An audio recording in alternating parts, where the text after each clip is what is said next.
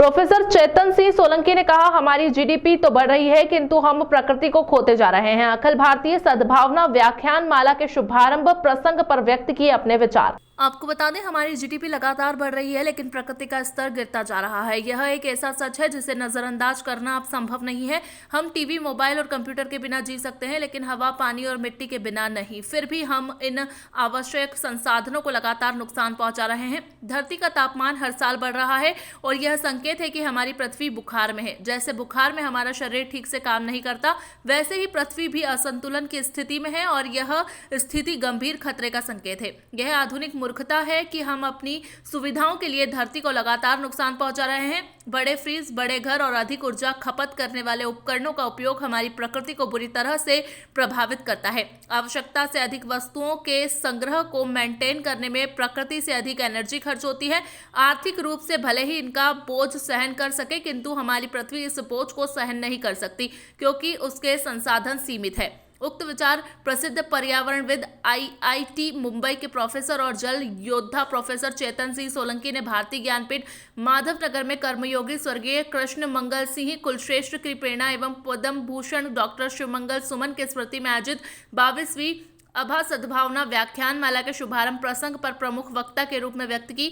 जलवायु परिवर्तन की समस्या और सोलर ऊर्जा से निदान विषय पर व्यक्त अपने विचारों में प्रोफेसर सोलंकी ने कहा कि मौसम में असामान्य बदलाव, हीटवेव, कोल्ड वेव, जंगलों की आग और बर्फ का तेजी से पिघलना, यह सब मानव जनित जलवायु परिवर्तन के परिणाम है। अब यह मायने नहीं रखता कि इसके लिए कौन जिम्मेदार है, यह मानना होगा कि जलवायु परिवर्तन मैंने किया है और अपनी जिम्मेदारी निभानी होगी। उन्होंने बताया कि आज के समय में 85% ऊर्जा कोयला, डीजल और पेट्रोल जैसे कार्बन स्रोतों से आती है। इनका उपयोग न केवल वायुमंडल में कार्बन डाइऑक्साइड का स्तर बढ़ाता है बल्कि हमारी जलवायु को असंतुलित कर रहा है। हमने जंगल काट दिए, पहाड़ों को खोखला कर दिया और नदियों को सूखा दिया। हम जिस पानी को पीते हैं उसी को प्रदूषित कर रहे हैं। आज हमारी ज़रूरतें बढ़ गई हैं लेकिन यह समझना होगा कि हमारी पृथ्वी के संसाधन सीमित है। हमें आवश्यकता और लालच के बीच अंतर करना होगा। आधुनिक तकनीकी और सुविधाओं की अंधी दौड़ में हमने अपने पर्यावरण को 52% तक बदल डाला है, जो जलवायु परिवर्तन का मुख्य कारण है। उन्होंने सोलर ऊर्जा और कम ऊर्जा खपत वाले संसाधनों का उपयोग करने पर जोर देते हुए कहा, हमें सौर ऊर्जा की ओर लौटना होगा लेकिन इसकी खपत को भी सीमित करना होगा। स्थानीय उत्पादन को बढ़ावा देने, कम दूरी पर सामानों का निर्माण और उपयोग करना, गांधी जी की इस सोच को हमें अपनाना होगा। प्रोफेसर सोलंकी ने चेतावनी देते हुए कहा कि यदि अगले 5 वर्षों में ठोस प्रयास नहीं किए गए तो जलवायु परिवर्तन को रिवर्स करना असंभव हो जाएगा। यह समय है धरती पर रहने के नियमों को समझने और उन्हें अपनाने का। प्रकृति हमारी सीमाओं को समझती है, हमें भी अपनी सीमाएं समझनी होगी। समारोह की अध्यक्षता करते हुए विक्रम विश्वविद्यालय के कुलगुरु प्रोफेसर अर्पण भारद्वाज ने कहा कि जलवायु परिवर्तन आज मानवता के सामने एक गंभीर चुनौती है जिसका समाधान सौर ऊर्जा में निहित है। प्रोफेसर भारद्वाज ने विश्वविद्यालय के पर्यावरण संरक्षण के प्रयासों का उल्लेख करते हुए कहा कि विक्रम विश्वविद्यालय ने सोलर पैनल्स की स्थापना, जल संचयन प्रणाली का निर्माण और वृक्षारोपण अभियानों जैसे अनेक पहल किए हैं। इन प्रयासों का उद्देश्य न केवल परिसर को हरित और टिकाऊ बनाना है बल्कि विद्यार्थियों और समाज को पर्यावरण संरक्षण के प्रति जागरूक करना भी है।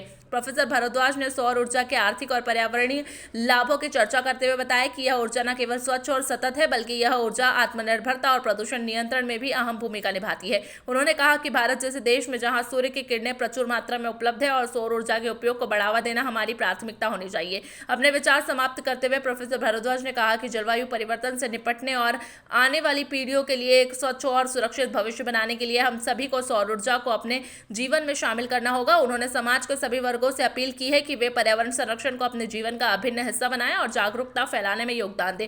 व्याख्यान माला के आरंभ में संस्थान के शिक्षाओं द्वारा सद्भावना गीतों की प्रस्तुति दी गई। वरिष्ठ शिक्षाविद श्री दिवाकर नातू, संस्थान प्रमुख श्री युधिष्ठिर कुलश्रेष्ठ, श्री संदीप कुलश्रेष्ठ, श्रीमती अमृता कुलश्रेष्ठ सहित संस्था के पदाधिकारियों द्वारा राष्ट्रपिता महात्मा गांधी, कवि कुलगुरु डॉक्टर शिवमंगल सिंह सुमन और कर्मयोगी स्वर्गीय श्री कृष्ण मंगल सिंह कुलश्रेष्ठ के प्रति सुतांजलि अर्पित कर दीप प्रज्वलित किया गया। भारतीय ज्ञानपीठ के सद्भावना सभागृह में डिजिटल व्याख्यान माला को सुनने के लिए पूर्व संयुक्त संचालक शिक्षा श्री ब्रजा किशोर शर्मा, शिक्षाविद श्री विनोद काबरा, प्रोफेसर रमाकांत नागर, प्रोफेसर केडी सोमानी, प्रोफेसर प्रकाश जैन, श्री सत्यनारायण सोनक, श्री सुरेश भालेराव, गोपाल कृष्ण निगम, सदेश शर्मा, साहित्यकार अनिल गुप्ता, श्री राम दवे, दिलीप चौधरी सहित गणमान्य नागरिक उपस्थित थे। व्याख्यान माला का संचालन संस्था के अकादमिक डायरेक्टर डॉक्टर गिरीश पंड्या ने किया।